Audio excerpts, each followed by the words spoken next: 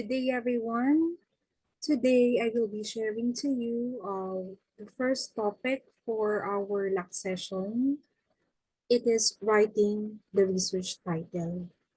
Actually, ito yung isa sa pinakang last part na ginagawa ko whenever I do research papers or when I write something related to research. First, I do the review of related literature and studies. Kumusta naman yung background ko ngayon? Okay, pardon for that. I cannot control those background. Okay, so going back to our topic, ito kasi yung last na ginagawa ko every time I will write paper. Ang una kong hinahanap or ang una kong ipinaprocess talaga ay review of related literature and studies. Because of that, I can get something, I can get variables and supporting ideas from the study or the topic that I really wanted to dig deeper. So usually, I do first is the working title. But before I do the working title, yun na nga, review of related literature and studies. Ang una kong pinag-aaralan or hinahanapan ng data. And I know you are all excited how writing the research title would go. So let's now proceed with my presentation slide. Next. So going with this, what does APA or American Psychological Association say about title writing? Of course, we have guides to follow. In APA, we should know that it should be double spacing throughout the paper, including the title page. Under the title, you should type your first name, middle initial, and the last name. And of course, as part of the rulings of author byline, we should omit the titles such as doctor or our honorary title or degrees because in American Psychological Association, these are not included, just your name. Okay?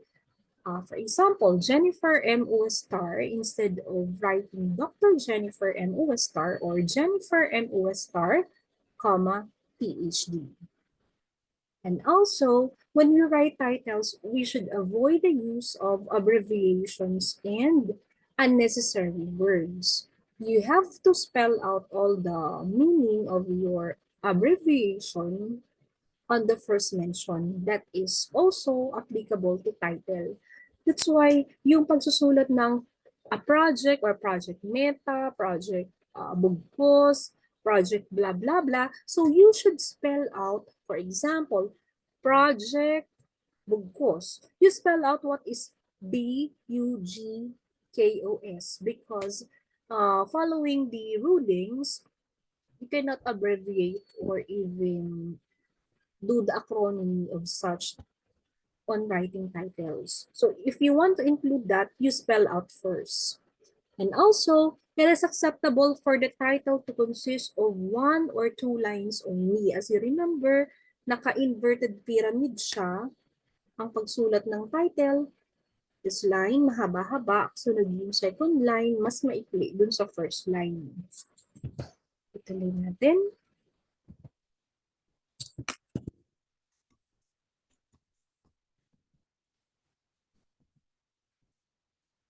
Your title should be centered type in upper and lowercase letters and located in the upper half of the page.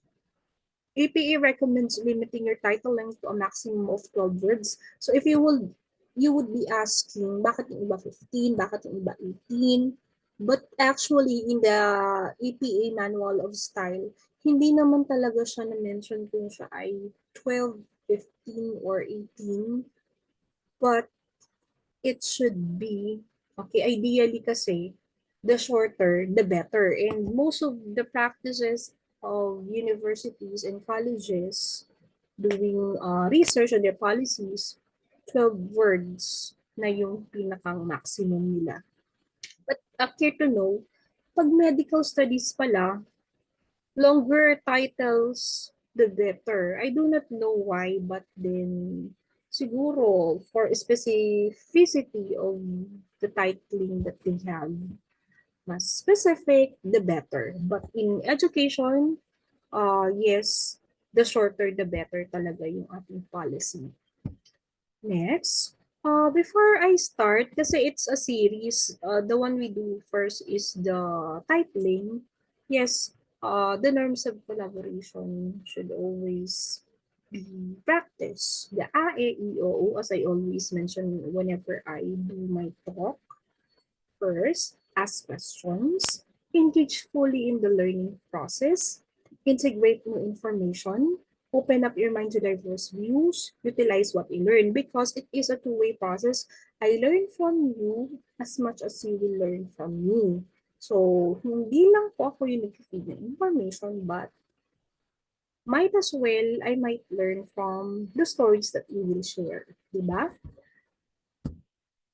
Let's get into the dish.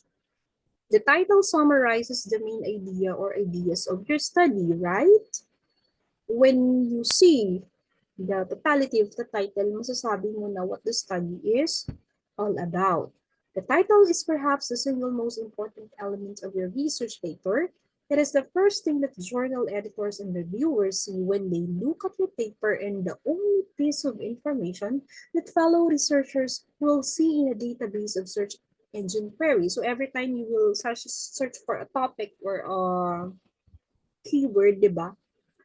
Kung ano yung i-type niyo na keyword, usually yun yung content ng title. Kasi yun yung pinakang madaling paraan para ma-detect or malaman ng system when you do the search engines na yung study na kailangan niyo, ganito siya. Ito yung title niya. The contents were also related to the title. So, yun. And one thing, if you want your study to be cited most often, you should write an interesting title, or you should choose an interesting title. How can you describe a good research title? A good title contains the fewest possible words needed to adequately describe the content and the purpose of your research paper. So, pasensya na, medyo nabubulol na ako kasi madaling araw na right now, and yes, medyo hindi na makafocus on what I will say. But then, thank you for staying with me. So the title summarizes the main idea or ideas of your study, of course. Policy and principle for governance of basic education and effort to improve dependency and trust. So yun yung pinakang indicator na we have the good title. The title is a part of the paper that is read the most, and it is usually read first, of course. It is the most important element that defines the research study. Consider the following before formulating the title. So ito po yung mga ilan sa ating mga guides na you have to consider when you want to write a better title. So research topic, well-read literatures and studies. That's why I mentioned a while ago, nagbabasa muna ako ng literatures and studies for me to have a guide. Ano nga ba yung mga nararapat na variables na time-tested na rin and with supporting documents when it comes to the selection of topic and variables that I really want from my study. And is there a research gap? When you say research gap kasi, the things that are not yet covered by previous studies, the things that were not given a solution in the previous study, or those that were not covered before. And then significance of your study, why the study needs to be conducted, what will be its beneficence to mankind or to people who will need it. And approved topic or point of inquiry, four-sided method. So I will be mentioning four-sided method on my next discussion, probably detailed part of it, as well as determining the research gap. But for the meantime, backgrounder lang tayo or recap ng ating research titling. The title must be concise. It contains only the words enough to hint the content of the research. Omit phrases and words. So ito na nga po, yung normally whenever we do the paneling, ito yung mga pinapatanggal na ng panel since it is or these phrases are already obsolete na. A study of, the implications of, a comparative study of, an assessment of, an analysis of, an inquiry, investigation, because these phrases just elongate the paper in a sort of redundancy.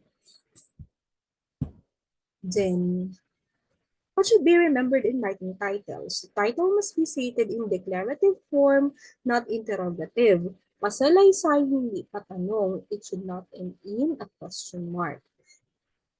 If the title exceeds beyond one line, it must be stated in the B form or the one I'm talking about, the inverted pyramid form. Likewise, no title shall be written in exceed of 3 lines regardless of the number of words. That's why the safest is at least 1 to 2 lines with a maximum of 12 words. Okay, let's continue po. What else should be remembered? Not too long, the title contains unnecessary, confusing, redundant, and implicit words. Does not use words having too broad meaning. So, for example, dito, relearning of student. A study comparing grade 7, grade 8, and senior high school students' readiness for modular learning using modules and activity sheet. So, let's see. What makes this study long? So, I will be leaving that question to you, paano natin ma-improve ang topic mentioned a while ago. And also, I will be leaving you with this. How can you improve this research title? A quanti-quali evaluation of guidance and counseling services or BNH is based on teachers' view, input for a continuous improvement program. I'll give you enough time. You can do the screenshot. And let's see if you can shorten the title based on the tips that I had given a while ago. Further, validity of project use in increasing the performance of grade 8 students in science. I mentioned when to use acronym. Do we need to use acronym in titling as well as abbreviation? What you need to do, will you spell it out first or as is? So kindly think about it. Then impact of adopting student monitoring system implementation with descriptive analytics in reducing the dropout rate of Lucena Integrated National High School. So medyo kinulang pa ito sa mga preposition. That's why I will be leaving also this part on how you can improve the title. Okay, you do the screenshot. Another, quality of inclusive education through teaching strategies for pupils. How can you improve the title? And Sagi Pangarap Intervention Program, a flexible learning strategy for students of risk of dropping out. Okay, it's also up to you on how you can improve. And with that, I will be leaving this presentation. I'm just giving the run through actually, but in my other discussion, uh, I will be giving more of the theoretical following the guidelines of American Psychological Association, the 7th edition. What I just gave a while ago are the tips and tricks on how you could come up with your research title and what research title is really all about and how can we improve really the titling itself. So with that, thank you so much for bearing with me. So it's just a fast talk or a fast discussion. Maybe I will just tell you when I will be giving my next topic. Thank you so much once again and goodbye.